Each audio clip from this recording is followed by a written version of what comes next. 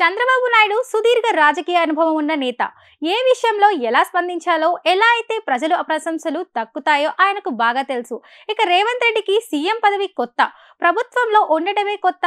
అందుకే కొన్ని విషయాల్లో ఆయన తీసుకుంటున్న నిర్ణయాలు మాత్రం విమర్శల పాలవుతున్నాయని చెప్పుకోవాలి. వాస్తవానికి కొన్నిసార్లు ప్రభుత్వ ధనాన్ని ఆదా చేయడంతో తీసుకునే నిర్ణయాలు ప్రశంసలు తీసుకువస్తాయి. కానీ అనవసరంగా పంధాలకు పోయి ప్రభుత్వ ధనాన్ని అదనంగా వృధా చేస్తే మాత్రం ఖచ్చితంగా విమర్శలు వస్తాయి. ఇప్పుడు రేవంత్ చేస్తున్న పని కూడా అలాగే ఉంది. తెలంగాణలో ఇప్పుడు స్కూళ్ళకి రీఓపెన్ అవుతున్నాయి.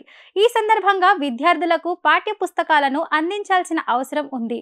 అయితే ఇప్పటి వరకు ప్రజలకు పుస్తకాలు తయారు చేసే కమిటీని నియమించలేదు. దాంతో గతంలో కేసీఆర్ ప్రభుత్వంలో ముద్రించిన పుస్తకాలే అదే మాదిరిగా అచ్చు అయ్యాయి. వాటిని ఇప్పుడు స్కూళ్లలో విద్యార్థులకు పంపిణీ చేసేందుకు రంగం సిద్ధం చేశారు. అయితే ఈ పుస్తకాల్లో అప్పటి సీఎం కేసీఆర్, విద్యాశాఖ మంత్రి సబితా ఇంద్రారెడ్డి సందేశాలు ఉన్నాయి. ఈ విషయం బయటకు రావడంతో రాష్ట్ర ప్రభుత్వం చాలా సీరియస్ గా తీసుకుంది. వెంటనే ఆ పుస్తకాలను వాపస్ తీసుకురావాలని విద్యాశాఖను ఆదేశించింది. దాంతో ఇప్పుడు ప్రభుత్వం తీసుకుంటున్న నిర్ణయం సరికాదనే విమర్శలు వస్తున్నాయి. ఎందుకంటే గతంలో రాష్ట్రం విడిపోయినప్పుడు కూడా అంతకుముందు ఉమ్మడి రాష్ట్రంలో ఉన్న పుస్తకాలనే విద్యార్థులు చదువుకుంటున్నారు. ఉమ్మడి రాష్ట్రంలో ఉన్న ముఖ్యమంత్రి, విద్యాశాఖ మంత్రి సందేశాలే అందులో ఉండేవి.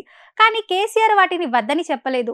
ఆ ఏడాది వాటిని కొనసాగించారు. ఇక ఏపీలో చంద్రబాబు తీసుకున్న నిర్ణయం కూడా అలాగే ఉంది. ఆయన కూడా గతంలో 2014లో సీఎంగా ఉన్నప్పుడు కూడా మొదటి ఏడాది వరకు అంతకుముందు కాంగ్రెస్ ప్రభుత్వంలో ఉన్న పాఠ్య పుస్తకాలను కొనసాగించారు.